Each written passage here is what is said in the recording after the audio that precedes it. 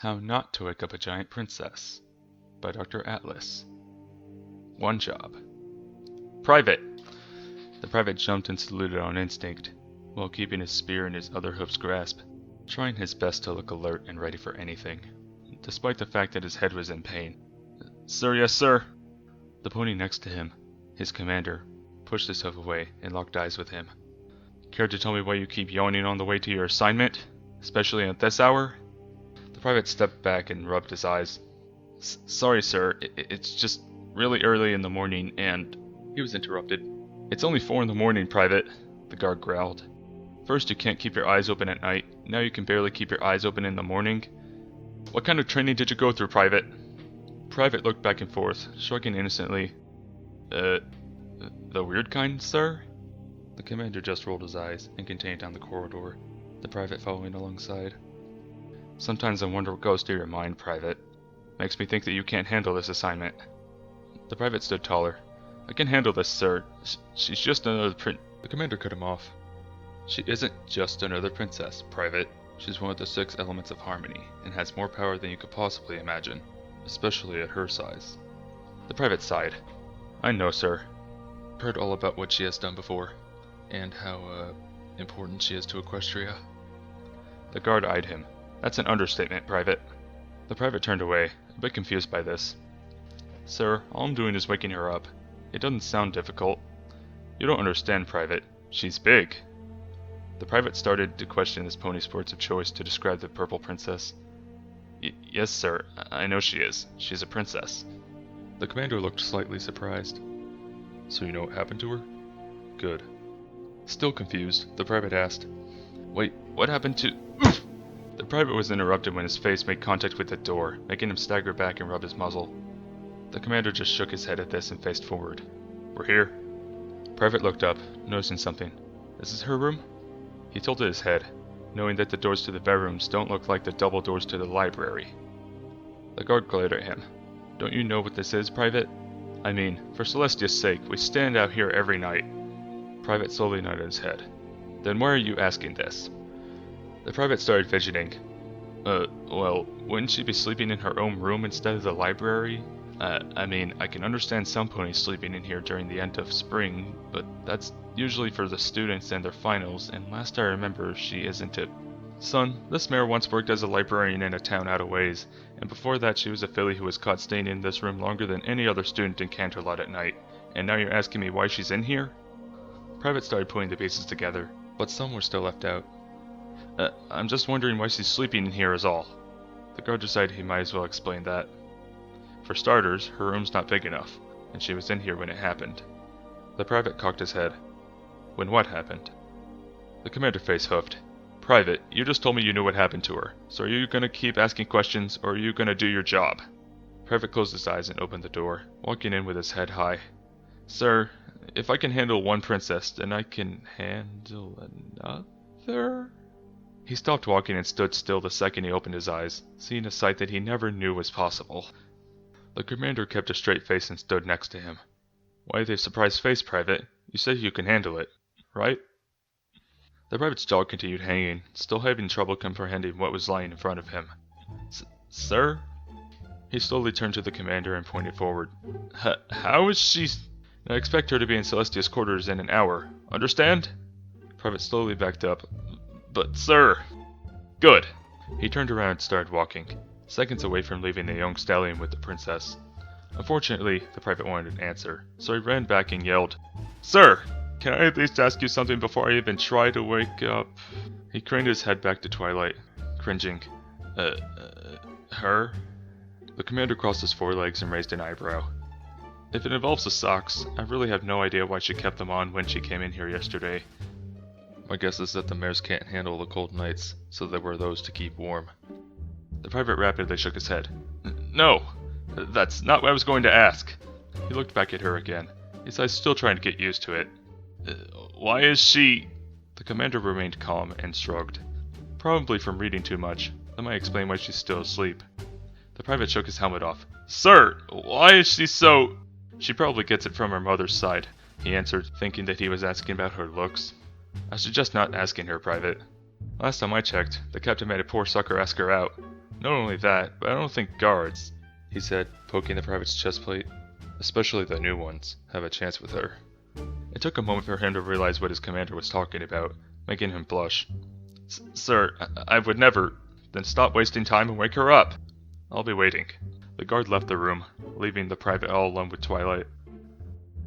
The private gulped and looked forward, seeing that she was still asleep and snoring soundly, curled up with her front hooves under her chin and her wings slightly unfurled. It was at this point that the private realized that he was standing right in front of a mare that was roughly half the size of the room, with small stacks of books around her, even some resting on her giant hooves. She inhaled deeply through her muzzle, and nearly sent the private flying backwards from her exhale. Despite all of this, the guard stood straight, knowing that he had a job to do. Well, he thought, here it goes. With slight confidence, he held his head high, cleared his throat, closed his eyes, and said in the most professional tone he could muster, "Princess Twilight, your presence is requested. Please follow me." Bowing, he pointed his spear toward the door, waiting for a response. But after moments of silence, Private slowly raised his head up and opened his eyes to see that she was still asleep. Princess Twilight, your presence is requested immediately." More silence came, forcing him to step closer, even though he wanted to stay as far back as possible from the giant mare. "Princess?" he said quieter. His only response was a flick of her ear. Private sighed and took another step forward. "Ahem. Princess?" he repeated, only to get the same result. Alright then, time for a different approach. With fear in the back of his mind, he stepped closer until he was a few feet away from her hooves. He set his spear down and placed a hoof on the side of her giant leg, tapping it lightly. "Princess, come on now." He continued tapping, leading him to tugging at the sock with his teeth. How heavy of a sleeper is... Yeah! He lost his footing and fell on his back, Twilight responding with a big yawn, sending him back a ways from her exhale. "It's never easy," he said to himself, as he stood in front of her leg again. "Okay, take two." Ignoring his cowardness, he grabbed the sock with both his front hooves and tried climbing up. "Princess, will you just wake up already?" He was almost at the top of her leg, trying to get to her ear. Without warning, Twilight readjusted herself and flung her front leg forward, sending the private back first into the wall. Twilight yawned and scratched her ear with her back leg before resting her head on her left foreleg, her other one still outstretched. The private groaned and slowly got back on all fours, shaking his head a bit to regain his focus. "Oh," he staggered forward while holding his head, making his way back to her face. He looked up at her and narrowed his eyes. "Oh, it's on." He cupped his hooves around his mouth and yelled out, "Princess, wake up!" He got no answer, other than her soft breathing. He stood on his hind legs and prepared to shout again. In an instant, he had all of the wind knocked out of him as Twilight retracted her right hoof and sandwiched him in between her forelegs. Panicking, he tried to loose himself from her grasp, only managing to free his left foreleg. Princess, for goodness sake, just..." He was interrupted when Twilight's cheek came in contact with his face. She then started nuzzling him in her sleep, softly moaning with a smile. Her nuzzling only made him blush and try even harder to get out, as he managed to get his right foreleg free. With one final push, he managed to escape the nuzzling mare and tumble onto the floor again. Inhaling deeply, he tried to regain his composure. "Alright, that's it!" Firmly grasping his spear, he ran up to Twilight, pointed it straight at her, and noticed her smile was gone, as she whined a bit in her sleep. "Princess Twilight, wake up right now before..." Twilight's hoof flung forward again, causing the private to hit the wall face first. He slowly slumped down to the floor and groaned in both pain and annoyance. He stood up and faced her again, his face as determined as ever. "Alright, the armor's coming off." He took off the armor on his hooves and chest before throwing them to the side. The armor covering his flanks came last. "Giant mare or not, you're waking up!" Twilight's tail just flicked in response, making the private finally lose it and charge right at her with his spear, no longer caring how he would wake her up at this point. Once he made contact, the spear bent without even penetrating her hoof. The private's jaw dropped at this before his spear bent back, sliding him across the floor and making the spear shoot into the air. With his back to the floor, the private closed his eyes and groaned. How strong is this mare? How can she take a spear to the sink? The private's eyes shot open at the noise from the left, seeing that his spear had missed his head by inches. Phew! He jolted up and regained his breathing cycle. Okay. No more spears.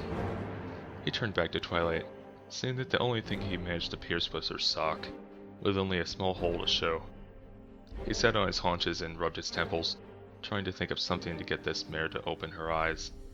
Come on, you stupid stallion. Think! He stood up and started pacing. What do I need to do to wake this mare up? Ah! He slid on a book and tumbled right into a stack of them, the works of literature falling on top of him, causing more pain. Twilight's ears twitched along with her eyes. Private didn't notice as he popped his head out of the pile of books. For Celestia's sake, what more can go wrong?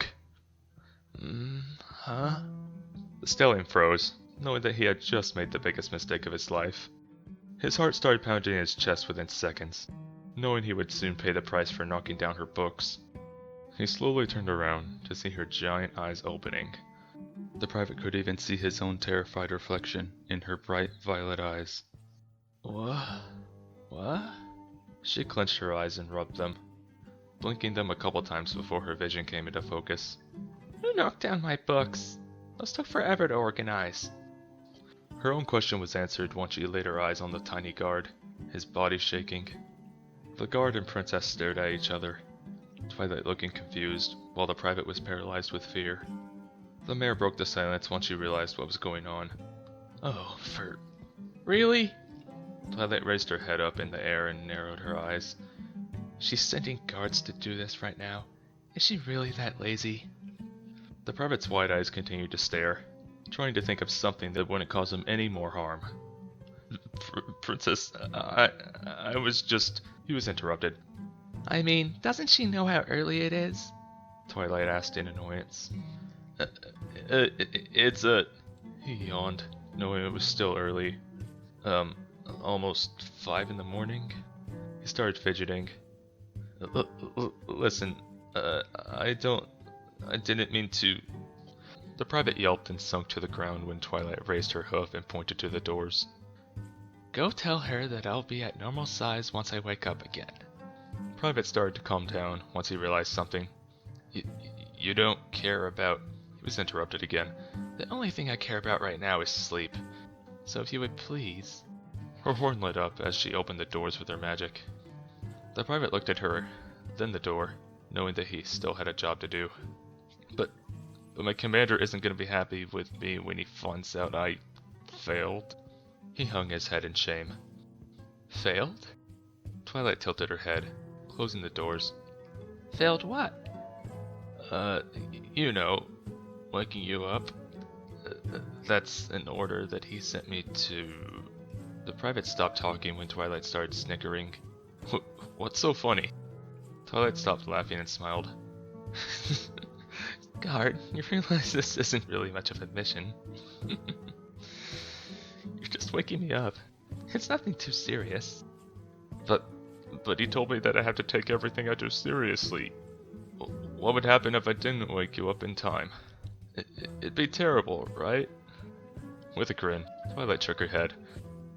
Guard, how long have you been here? As in the Royal Guard? The private thought about this.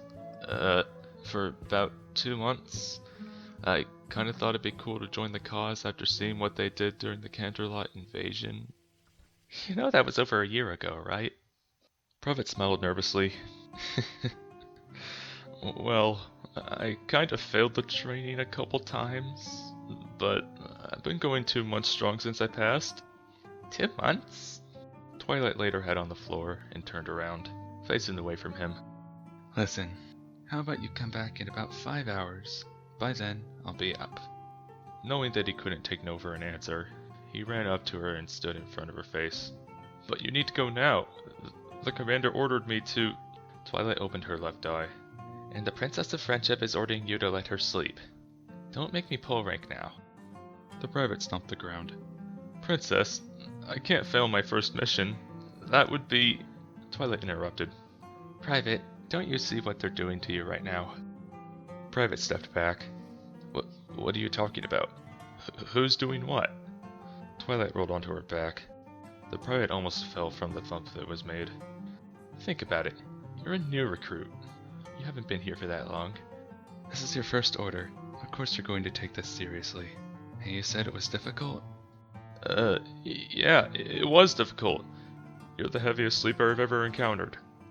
Do you realize how hard it is to hear a voice when I'm this size? She put one forehoof on her belly, while the other one supported her head. The spell makes it kinda hard for me to hear or feel anything, you know. She looked down and noticed a small hole in her sock. I'm guessing you used a spear at one point? The private looked away. Yeah. Sorry about that. He then remembered how he woke her up in the first place. But the books. Books woke you up? How did that do the trick when yelling and hollering did nothing? Twilight just shrugged and closed her eyes. I'm not sure. The spell is strange like that. Spell? What spell? How did you even get this big in the first... He was interrupted again.